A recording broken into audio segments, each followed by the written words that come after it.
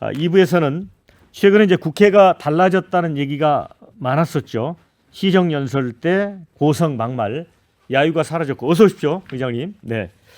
자, 그런 것도 있고 여러 가지 선거구제 개편 문제 등 정치권 현안 다뤄보도록 하겠습니다. 자, 의장님 반갑습니다. 반갑습니다. 네. 자, 최근에 이제 국회가 그동안 이제 동물국회라고 비판을 많이 받았었어요. 고성 막말, 뭐 욕설, 뭐 이런 게 많았는데 이번에 대통령 시정연설 때는 이제 완전히 달라졌죠. 네, 네. 왜 이렇게 변한 겁니까? 갑자기? 사실은 그 동물국회를 그 취급받고 하는 걸 없애는 의회 선진화법을 만든 것이 제가 야당 원내대표 할 때 당시 여당의 황우여 원내대표와 선거에서 우리 제가 민주당 원내대표인데 민주당이 지고 나서 네. 그래도 정치 발전을 하려면 원내대표 평생에 한 번 하는 건데 동물국회가 말이 되냐 취급받고 하는 게. 그래서 그때 의회선진화법을 만들어서 운영을 해왔습니다. 그런데 네. 이제 국회법이 모든 걸 다 정할 수가 없으니까 그러나 건전한 상식으로 볼 때 남의 말을 경청하고 제가 국회 사회하다 그런 얘기했는데 초등학교 저 반에 무슨 모임을 가도 이렇게까지 시끄럽고 또 비상식적인 그런 야유 이런 거 없다. 그게 말이 되냐 이런 얘기를 해서 마침 두 원내대표가 공감을 해줘서 적어도 각 정당의 대표가 정당의 뜻을 모아서 국민에게 연설을 한다든지 대통령이 와서 시정연설을 할 때 이럴 때는 좀 예의를 지켜서 피켓 시위도 없애고 본회의장에서 피켓 시위는 안 한다는 약속을 받아내서 그렇게 됐습니다. 그러니까 이번에 이제 여야가 이른바 이제 신사협정이라는 걸 맺었잖아요. 네. 본회의장에서 이제 피켓팅 같은 거 안 한다라고 네. 했는데 그게 뭐 그 의장님이 제안을 하셨지만 뭐 이제 그 당 내부에서 특히 야당 같은 경우는 좀 받아들이기 쉽지 않았던 구석도 있었을 것 같아요. 그래도 야당도 결국은 국민의 판단이 중요하지 않겠습니까? 예, 예. 국민들 볼 때 그게 결코 보기 좋은 모습은 아니니까 그런 점에서 저는 야당도 잘 선택했다고 생각을 합니다. 네. 근데 좀 아쉬운 건 이제 로텐도 홀이죠. 그러니까 네네. 본회의장 들어가는 입구에서 결국 이제 민주당 의원들이 피켓 시위를 했어요. 그래서 회의장 안팎 전체로 좀 확대하면 어떻겠냐. 근데 너무 지나치게 하게 되면 아마 그것이 우리 현재 정치 문화 수준에서 네. 너무 언론의 자유나 표현의 자유를 억압하는 거 아니냐. 네. 그리고 약간 예를 들면 미국 의회 같은 곳에서도 뭐 굉장히 거칠게 하거든요. 그래서 약간 그런 그 회의장 아닌 밖에서의 피켓 시위 정도는 서로 지금 단계에서는 이해해 줄 수 있는 거 아닌가. 저는 그런 생각입니다. 저 이제 국회가 이제 이렇게 바뀌다 보니까 이제 윤석열 대통령도 뭐 지난해 이제 시정연설 때는 뭐 이제 그런 분위기 아니었지만 이제 본회의장에 입장할 때 또 퇴장할 때 뭐 야당 의원들하고도 뭐 직접 악수도 나누고 그 다음에 또 사전 환담을 했지 않습니까? 의장님 방에서. 네네. 자, 그때의 모습도 이재명 대표도 참석을 했고요. 또 정의당 대표 같은 경우는 또 하실 말씀을 다 하셨더라고요. 네. 그때 분위기가 어땠습니까?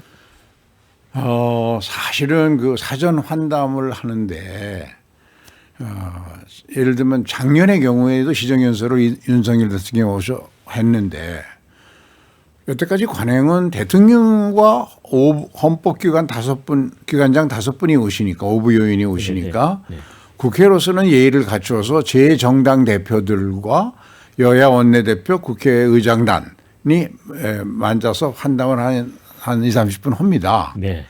그런데 작년의 경우에는 할 수가 없었던 것이 그렇죠.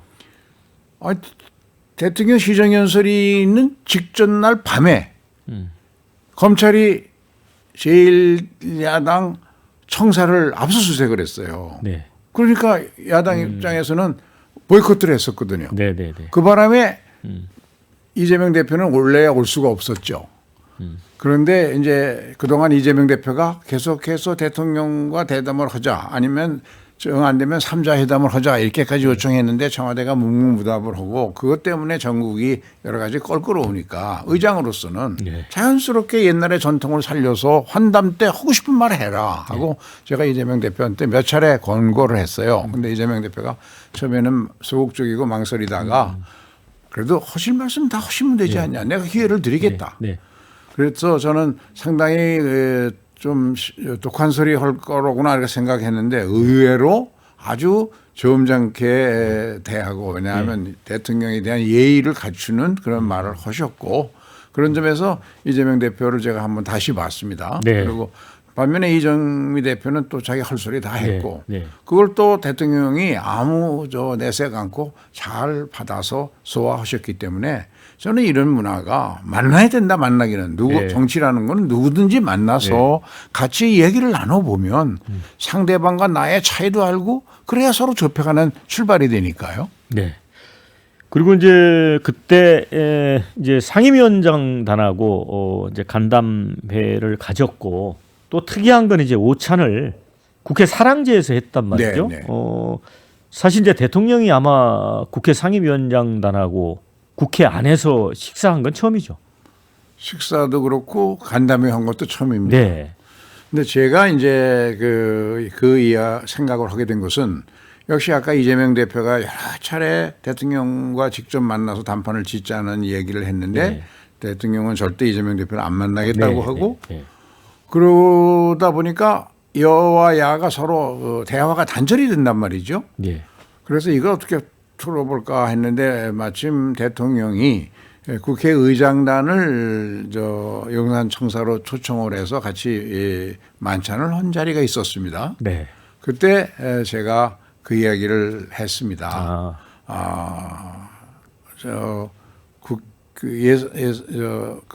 국회에 한번 오셔가지고 두 차례나 국회의장단이 대통령한테 초청을 받아서 만찬을 얻어먹었으니 이게 예의가 아니니 국회도 한번 초청을 하겠습니다. 그럼 국회에 오셔서 그냥 오실 수 없으니 국회 상임위원장단하고 전국 현안 정책 현안에 관하여 서로 허심탄회한 토론하고 뭐 같이 소주도 한잔 나누면 어떻겠습니까? 그랬더니 흔쾌히 윤석열 대통령이 그럼 제가 가겠습니다. 좋은 의견이십니다.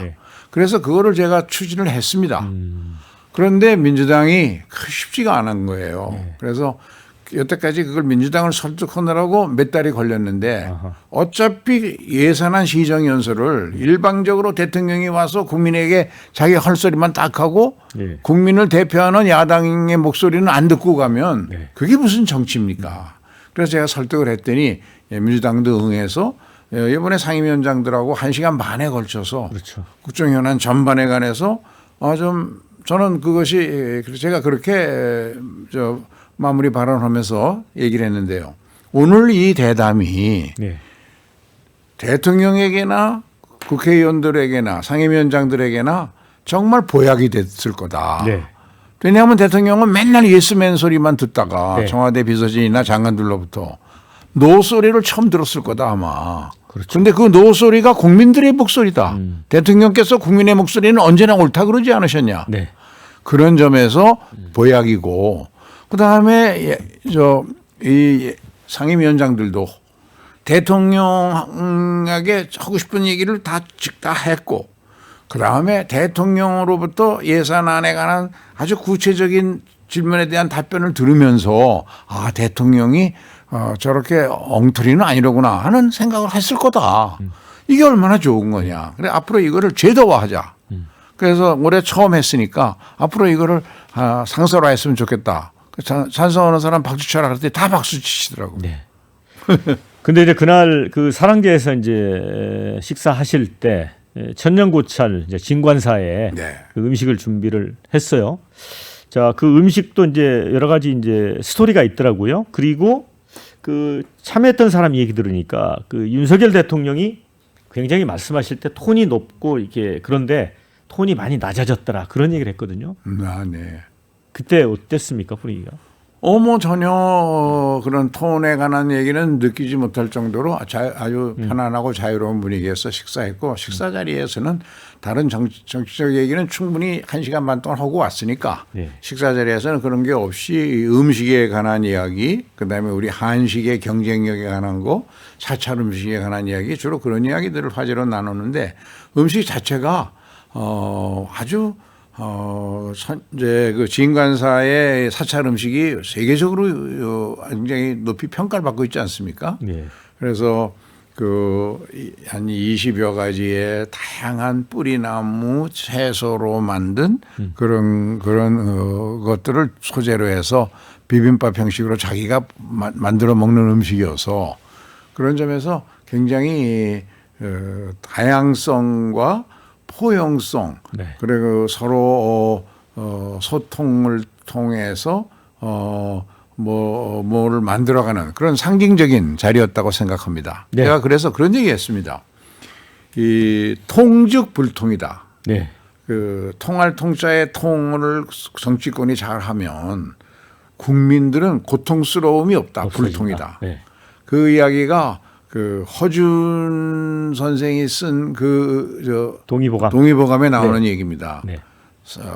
환자를 치료할 때도 의사와 환자가 잘 소통하면 병의 원인을 정확하게 알면 국민의 고통을 덜어줄 수 있는 것처럼 중요한 건 정치권이 서로 만나서 대화해야 된다는 것이죠. 네. 지금 이제 저하고 얘기 도중에 저희 이제 유튜브 시청자들이 댓글을 많이 올려주거든요. 네, 지금 네. 이 방송은 이제 광주 전남 지역의 지상파 라디오로도 방송이 되지만 그 댓글 중에 그런 게 있습니다. 국가의전서열 2위 섭외한 박영환의 시사 1번지. 그러면서 되게 좋아하거든요. 우리 유튜브 시청자들한테 한 말씀 해주시죠. 네, 유튜브 시청자 여러분 반갑습니다. 제가 이 박영환 앵커의 방송을 옛날에 KBS에 있을 때도 몇 번 나갔었는데 아주 날카롭게 문제를 잘 파헤치면서도 또 설득력 있는 그런 사회를 봐주셔서 오늘 제가 초대받고 서슴지 않고 나왔습니다. 오늘 잘 들어주시고 또 평가해 주시기 바랍니다. 네, 의장님 그런데 이제 국회가 많이 변하고 있다 이런 기대감이 이제 점점 커지고 있습니다. 국민들이. 그런데 이제 당장 모레 9일입니다. 노란봉투법, 그다음에 방송 3법 처리를 앞두고는 이제 또 다시 전혼이 드리워지고 있고 또 이동관 방통위원장 탄핵안 상정도 거론되고요. 취임 이후에 의장님은 합의 처리를 이제 강조를 하셨거든요. 또 한 번 의장님이 묘책을 또 강구를 해야 될 시점이 오지 않나 싶어요. 이미 월요일 날 어저께 두 원내대표하고 이제 제가 회동을 하면서 비공개이지만 우선 노란봉투법은 지금 야당이 단독 입법해 놓고 본회의에 상정한 안이 네. 대법원에 지금까지 판례와 같다. 네. 그러면 그거를 좀 여권에서 어차피 그대로 집행되고 있으니까 네. 그러면 노조나 사용자 측에 불필요한 갈등과 비용이 없도록 이걸 법으로 잘 정비하면 좋지 않냐. 네. 그래서 정부에서 좀 검토를 다시 다른 시각에서 해달라. 그리고 현재 그것이 노조 관련법 2조와 3조를 고치는 건데 네. 만일 2조가 사용자 쪽에서는 워낙 반대가 심하다면 네. 3조만이라도 먼저 하고 2조는 또 타협을 해나가면 어떠냐라는 걸 한번 검토를 해보도록 했는데 그거는 쉽지 않을 것 같습니다. 네. 지금까지 워낙 사용자와 노동자 간의 견해 차이가 커서요. 다만 방송법은 저는 얘기가 좀 다르다고 생각합니다. 우리 박영환 앵커께서 잘 알고 계시지만 이 법은 민주당이 지금 단독 통과시켜서 본회의에 올라온 이 법이 사실은 4년 전에 국민의힘이 야당일 때 주장한 법을 그때 민주당이 전력을 다해서 안 오고 막았던 법입니다. 맞습니다. 네. 그것을 거의 같은 내용으로 지금 민주당이 통과시키려고 하는데 또 집권 여당이 안 하려고 그러거든요. 네.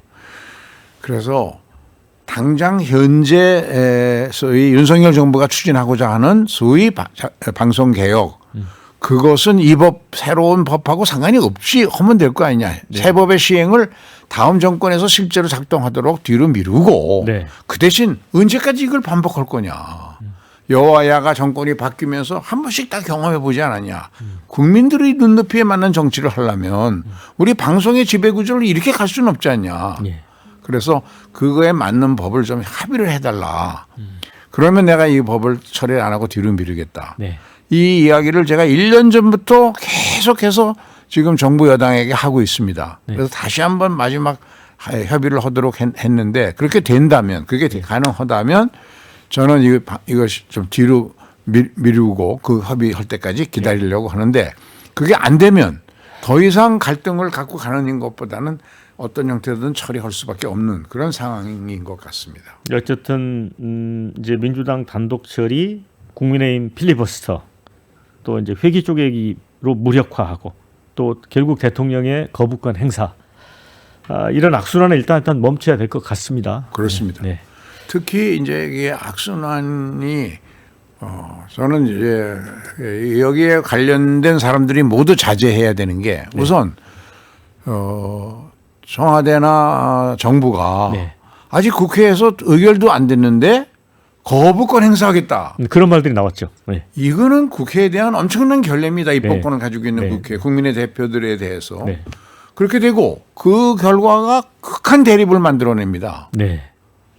그래서 정부는 자제해야 되고 그다음에 야당도 이미 그 양곡관리법하고 의사법에서 두 번이나 거부권 행사를 당해서 네. 허공에다 대고 주먹질한 꼴이 됐는데 지금 또 거부권 행사가 예고되어 있는 법을 또 일방 통과시키면 네. 그럼 뭘 하고 그런 갈등만 이야기하지 뭘 하고 그럼 바보 같은 짓을 계속 반복하고 있느냐. 네.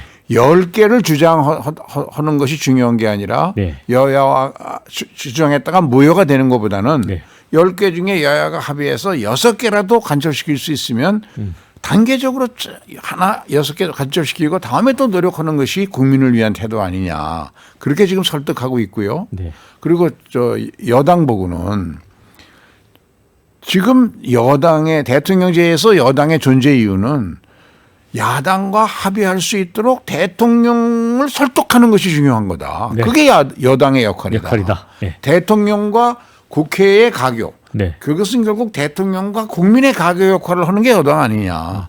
그 역할을 못하면 여당 자격 없다. 네. 그렇게 해서 지금 압박을 하고 있는데 잘 되도록 좀 언론에서도 도와주십시오. 네.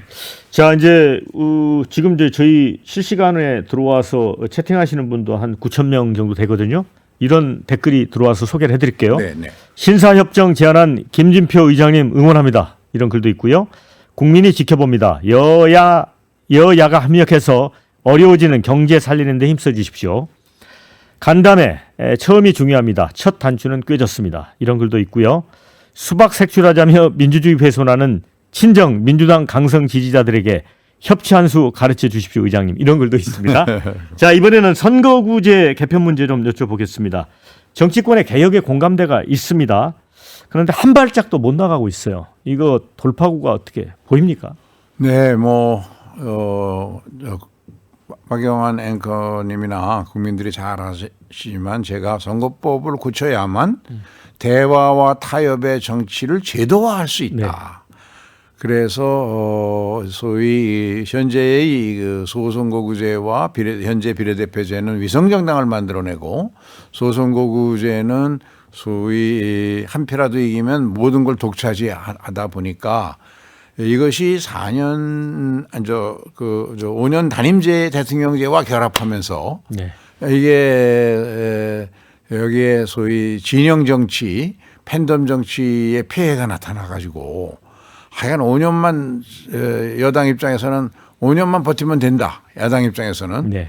그래가지고 극한 대립의 정치가 반복되고 있어서 그렇죠. 국민들을 힘들게 하고 있다. 그럼 우리 정치가 대화와 타협으로 가려면 선거제도 자체를 바꿔서 네. 지역 간의 갈등도 완화하고 여야 간의 갈등도 완화하고 대화와 타협을 잘하는 정치인을 국민이 선출하도록 만드는 시스템이 필요하지 않냐. 그래서 노력을 해서 많은 전원위원회도 하고 다양한 그룹으로부터 언론 국회 출입 기자단으로부터 또 우리 정치학자 헌법학자들로부터 그 깊이 있는 웹조사도 해가지고 그 결과도 정치권에 보내주고 또 이렇게 했습니다. 그래서 제가 할 수 있는 모든 노력은 다해서 대안도 만들어 놓고 조정도 해서 말을 물가까지는 몰아놨는데 네. 이제 베스트 최선의 선택은 못하더라도 차선의 선택이라도 할 수 있도록 몰고 가고 있는데 결국은 저희 여야가 예. 이제 물을 마셔야 될 때가 됐습니다. 예. 왜냐하면 11월 13일부터는 예. 재외 국민들 그 이제 에 대한 그 부재자 투표 신고가 있고 네.